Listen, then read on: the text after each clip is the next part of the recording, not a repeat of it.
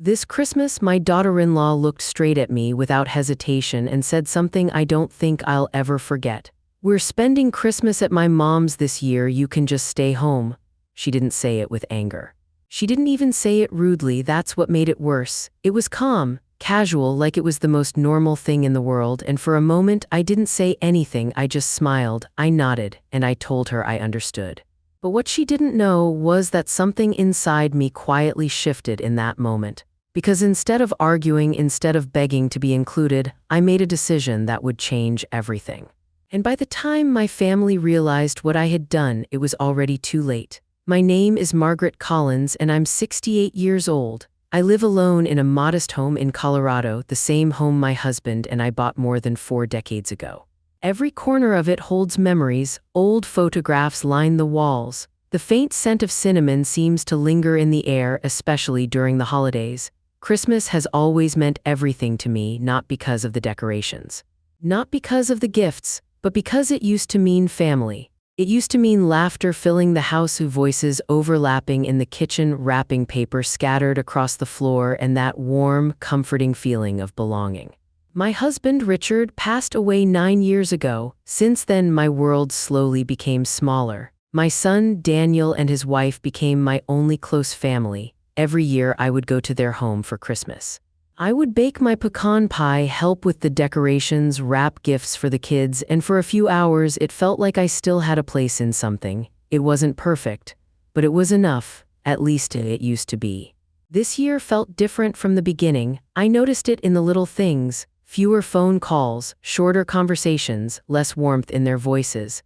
My daughter-in-law had grown distant over the past few months, and even Daniel, my own son, seemed distracted whenever we spoke. But I told myself what parents always tell themselves: they're busy, life gets complicated, don't make it about you. I didn't want to be the kind of mother who made her children feel guilty for living their lives. So I stayed quiet, I stayed understanding, I stayed invisible. A week before Christmas, I finally called to ask what time I should come over. It was a simple question, one I had asked every year for decades. She answered the phone. Her tone was polite, too polite. "Margaret," she said, "we're doing Christmas at my mom's this year. It'll just be easier for everyone." Easier, that word echoed in my mind. Then came the part that truly stayed with me.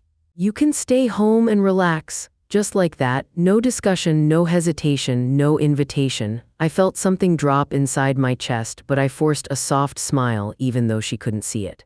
"Oh, that sounds nice," I said quietly. She thanked me quickly, and then she hung up. I sat at my kitchen table long after the call ended. The house was silent, too silent. The only sound was the ticking clock on the wall. I looked around at the decorations I had already put up. The garlands draped over the fireplace, the stockings hanging neatly in place, the tree glowing softly in the corner. I had decorated everything for them. For the moment they would walk through the door and bring life back into this house. But now there would be no footsteps, no laughter, no voices, just me. That night I made myself a cup of tea and pulled out an old photo album.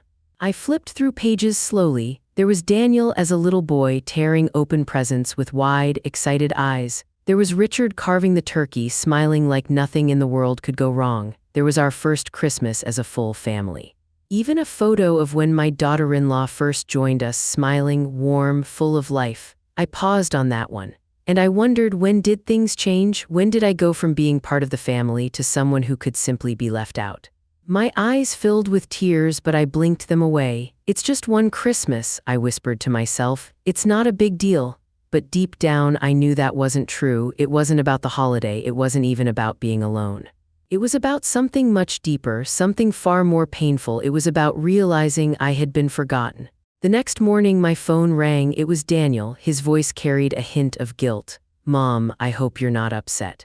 You know how things get. It's just easier this way this year." Easier? Again, I smiled even though he couldn't see it. "Of course not, sweetheart. Don't worry about me. I'll be just fine." Because that's what mothers do. We protect our children even from our own pain. After the call ended, I stood by the window and watched the snow fall gently outside. The world looked peaceful, beautiful even. Children in the neighborhood were laughing, building snowmen, throwing snowballs. Everyone had somewhere to go, somewhere to belong. And for the first time in a very long time, I felt like I didn't. That night, I sat by the fireplace with my cat curled quietly beside me. The soft glow of the Christmas lights filled the room, and for a moment I could almost hear my husband's voice. "You've always taken care of everyone else, Margaret. When are you going to do something for yourself?" I closed my eyes, and for the first time I actually thought about that question, not as a passing thought, but as a real possibility. Maybe this Christmas didn't have to be about waiting for a call, waiting for an invitation, waiting to feel wanted. Maybe it could be something else, something different, something mine. I opened my eyes slowly and whispered something I hadn't said in years. Maybe it's time I choose myself. And in that quiet moment, a decision began to form, a small one but powerful. The kind of decision that doesn't feel loud or dramatic but changes everything. Because what I did next was something no one in my family ever expected, and when they found out, it would completely turn the tables. The days leading up to Christmas felt heavier than I expected. It wasn't just the silence in the house, it was the kind of silence that presses against you, that reminds you of everything that's missing. Every room felt a little too still, like the walls themselves were waiting for something that was never going to happen. I tried to keep myself busy. I baked cookies I knew no one would come to eat. I wrapped small gifts for the neighbors' children, even though I wasn't sure if I would have the energy to deliver them. I turned on the television just to hear voices in the background, but every holiday movie only made things worse. Families reuniting, children surprising their parents, warm hugs by glowing fireplaces. It all felt like a reminder of a life I used to have. At one point, I found myself staring at the screen, whispering under my breath, "That used to be me," and that realization hurt more than I was willing to admit. Still, I told myself to stay strong, to stay grateful, to not let one Christmas define everything, but deep down something had already shifted, because for the first time in years I wasn't just feeling lonely. I was starting to feel invisible. A couple of days before Christmas, Daniel called again. His voice sounded rushed, like he was juggling a dozen things at once. "Hey Mom, just checking in. You doing okay?" I smiled softly, even though he couldn't see it. "I'm fine, sweetheart. I've got my tree up and plenty to keep me busy." He exhaled in relief, as if my answer had lifted something off his shoulders. "That's good, Mom. We'll come by after the holidays, I promise." After, not during, after. Before I could respond, I heard a voice in the background telling him to hurry. The call ended quickly after that, and just like that, I was alone again. I stood there holding my phone, staring at the blank screen long after the call had ended. My heart felt full because I loved him, and empty because somehow that love didn't seem to reach me anymore. That evening, I went upstairs to put away a box of decorations I suddenly didn't feel like unpacking.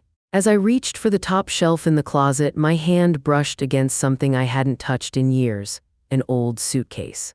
Dust covered the surface, but I recognized it instantly. It was the one my husband and I had used on our only big trip together. We had saved for years for that vacation. It wasn't extravagant, but to us, it was everything. Paris, Rome, Vienna. I ran my fingers slowly over the worn handle, and for a moment I could almost hear his voice again. "The world isn't as far away as it feels," he used to say. "You just have to be brave enough to go see it." I stood there for a long time, holding that suitcase, lost somewhere between memory and longing, and that's when the idea came back. Stronger this time, clearer, more real. That night I couldn't sleep. I lay in bed staring at the ceiling, my mind racing with a thought that refused to go away. What if I didn't stay home? What if, instead of waiting for a place at someone else's table, I created something new for myself? The idea felt strange, uncomfortable, even a little reckless, but underneath all of that there was something else, excitement, the kind I hadn't felt in years. The next morning I made a fresh pot of coffee and sat down at my laptop. At first I hesitated, my fingers hovered over the keyboard as doubt crept in. "You're too old for this," a voice in my head whispered. "What if something goes wrong? What if you regret it?" But then another voice answered quietly. "What if you don't?" I took a deep breath and started typing, "Christmas trips for seniors." Within seconds, the screen filled with images, snow-covered towns, twinkling lights, crowded markets filled with laughter and warmth. People my age smiling, living, not waiting. One option caught my eye almost immediately. A Christmas tour across Europe, Germany, Austria, Switzerland. It was leaving in 3 days. 3 days, my heart started pounding. It was impulsive. Completely out of character, but for some reason, it felt right. I stared at the screen for a long time. This wasn't just about a trip. This was about something bigger. This was about choosing myself for the first time in a very long time. And before I could talk myself out of it, I clicked book now. My hands trembled slightly as I filled out the details. Name, passport, payment, every step felt unreal. But when the confirmation email appeared on the screen, something inside me shifted again. This time, it wasn't pain. It was freedom. The next few days passed in a blur of nervous excitement.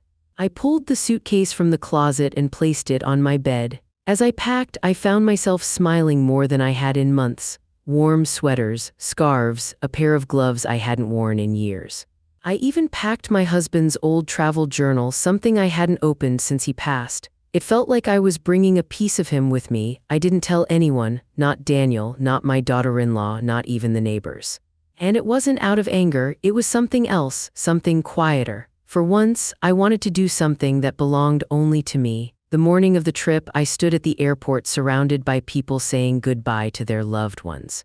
Families hugging, couples holding hands, children laughing. For a brief moment, I felt that familiar ache again, that feeling of being alone in a crowd, but then I reminded myself this wasn't about what I didn't have.